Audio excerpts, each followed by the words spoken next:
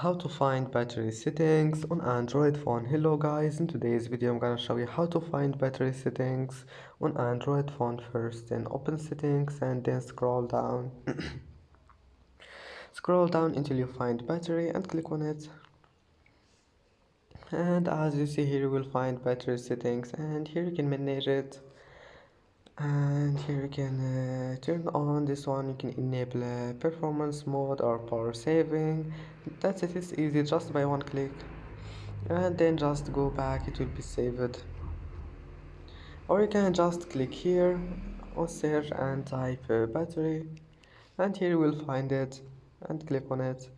And that's how to find battery settings on Android phone, and that's it for today's video. If you like this video, don't forget like and subscribe, and see you in the next video.